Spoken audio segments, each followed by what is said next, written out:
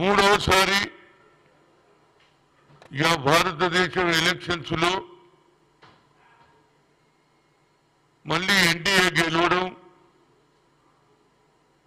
మళ్ళీ నరేంద్ర మోడీకి అవకాశం రావడం, ప్రజలు ఇచ్చినటువంటి తీర్పును మేము తప్పనిసరిగా సహకరిస్తాము. అదేవిధంగా ప్రధానమంత్రి గారు గత 10 ఏళ్ళు ప్రధానమంత్రిగా ఓబీసీ ప్రధానమంత్రిగా ఉన్నాడు, కానీ బడుగు బలైన వర్గాలకు న్యాయం జరగలేదనేది నా ఉద్దేశం. అదే రాహుల్ గాంధీ గారు కన్యాకుమారి నుంచి కశ్మీర్ వరకు నడిచిన తర్వాత రైతుల సమస్య, నిరుద్యోగుల సమస్య, బడుగు బలైన వర్గాల సమస్య తెలుసుకున్నటువంటి వ్యక్తిగా మేము పవర్లో వస్తే క్యాస్ట్ వైజ్ సెన్సర్ కులగణన చేస్తాం, అదేవిధంగా పెరిగిన జనాభాకు 50% సీలింగ్ కూడా ఎత్తేస్తా అని చెప్పాడు. గతంలో నరేంద్ర మోడీ గారు ఈబీసీలకు కూడా ఎకనామికలీ వీకర్ సెక్షన్ ఈడబ్ల్యూసీ కూడా వారికి 10% సీలింగ్ కూడా పెంచడం జరిగింది. ఇప్పుడు నా ఉద్దేశంలో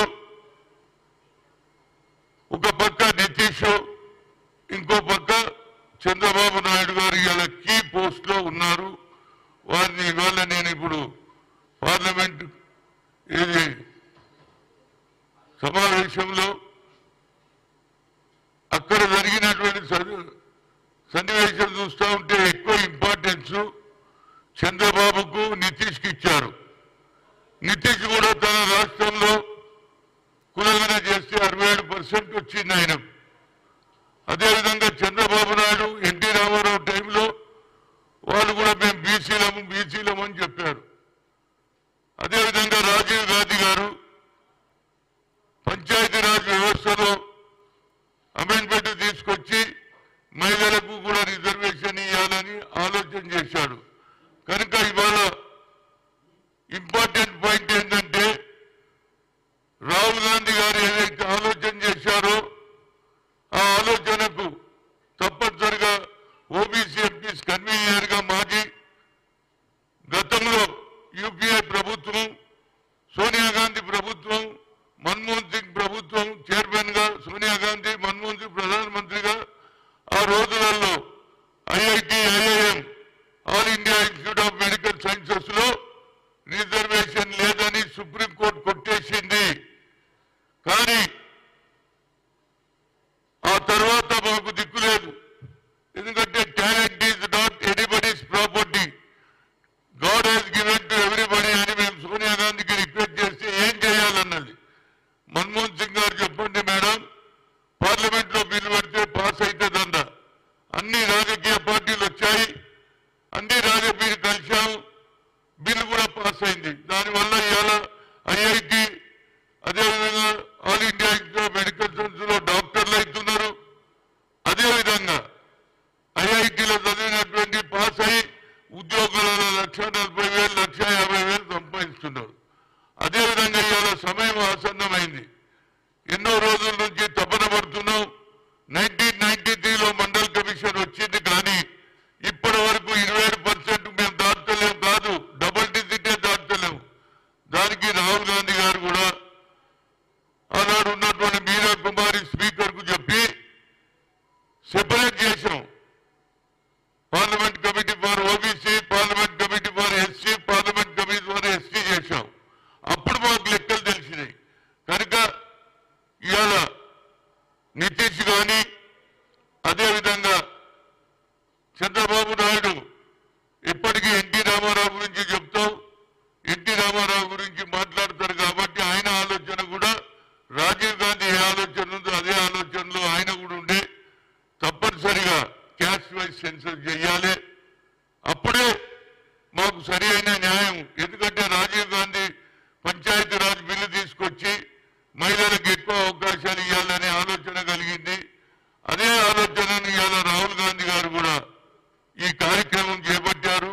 ఆయన పవర్లో వస్తే జిద్దినా ఇచ్చేదారి యుక్తి భాగీదారి అన్నాడు. కాబట్టి అట్లీస్ట్ క్యాస్ట్ వైజ్ సెన్సస్ అన్ని రాష్ట్రాలలో జరగాలి. నరేంద్ర మోడీ గారు ప్రధానమంత్రి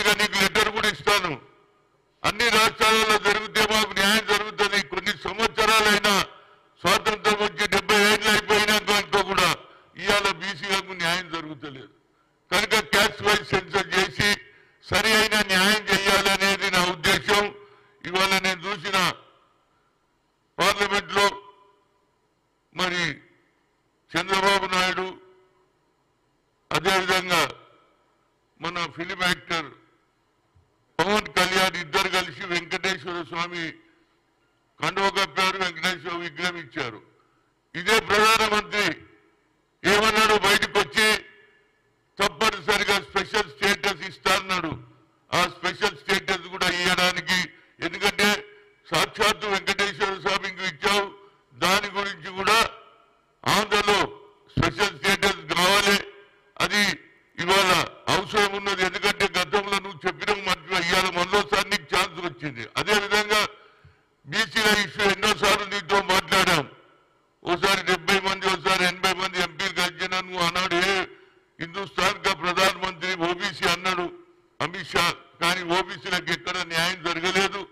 ఇప్పటికన్నా మూడోసారి నువ్వు ఎన్నికైనావు, తప్పనిసరిగా బడుగు బలైన వర్గాలకు న్యాయం జరగాలి.